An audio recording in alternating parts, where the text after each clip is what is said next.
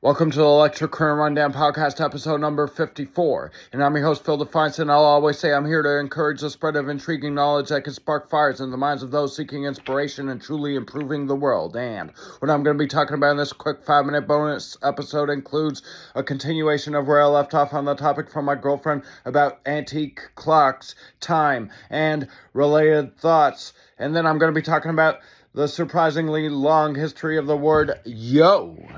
Yes. So, okay.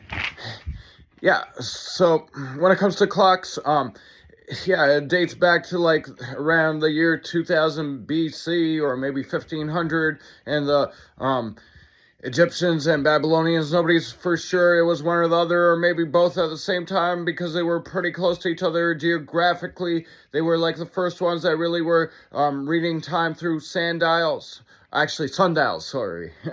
And actually, that's funny too when it comes to sundials.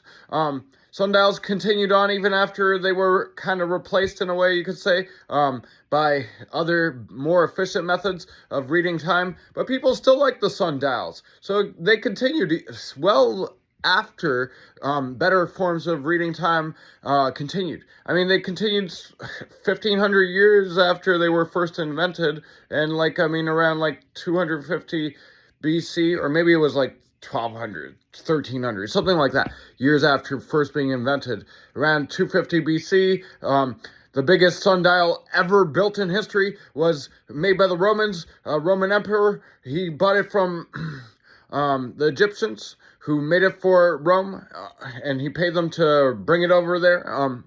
So that's a perfect example of how it survived through history, many years after its invention, like over 1,000, almost 1,500, like a long, long time, even after better forms of time were invented. And what do I mean by better forms of time reading?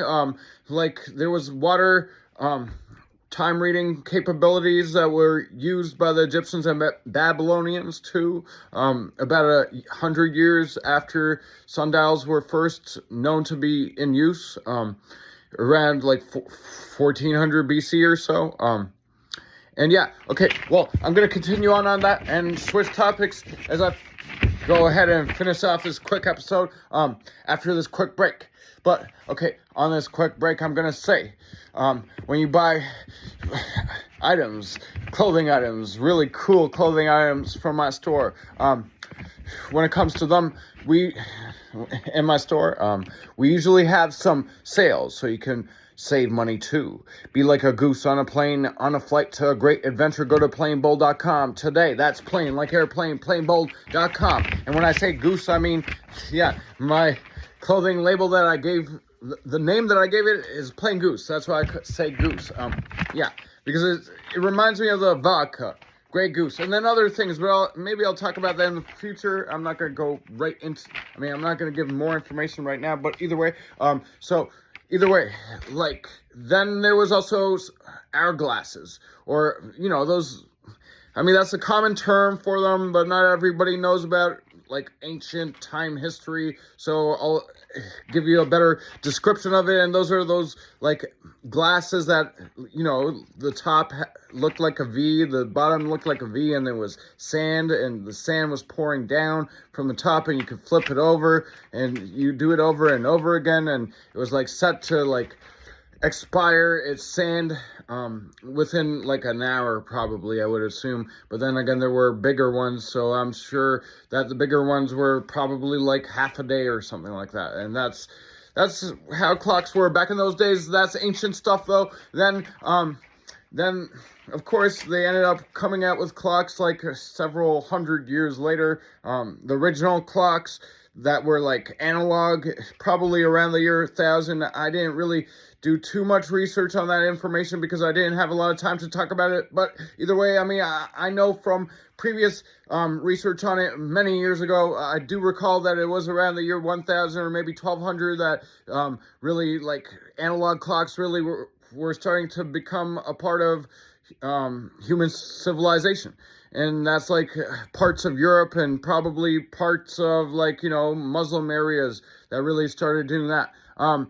And then, around like 1400, the British royals were paying people to start advancing the clock technology even more, and they were paying humongous sums of money for it. And then, like, you fast forward even further into the future, around the year 1800, they were doing like granddaddy clocks, and like, I mean, a lot of people know about those even till this day. And those are like beautiful looking clocks. Like, some of them are still being sold today. Some of them are still being made today. But like, I mean, if you want an antique granddaddy clock, I mean, of course it costs a lot of money. And even the brand new ones cost a lot of money, like probably over $1,000, maybe $2,000, maybe even more.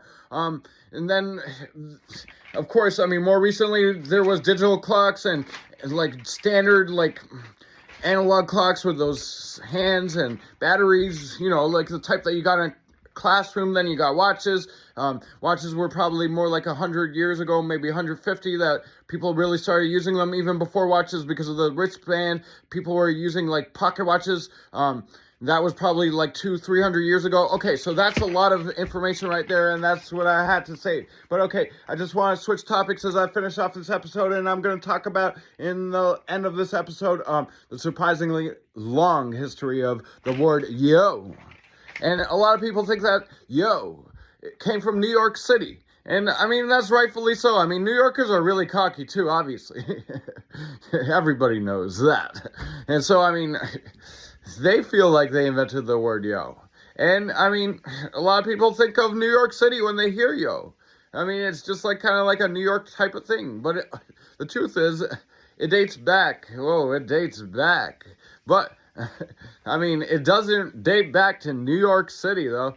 But I guess you could say New York City really commercialized it in many ways. But really, I mean, if you want to go a little bit more further back in American civilization, of course, you got to know that it comes from Philly and the area around it, Philadelphia. And, well, I'm Phil, so it's funny because I love that name, Philadelphia, a city with my name in it. But yeah, and I've been to Philly. It's a beautiful city.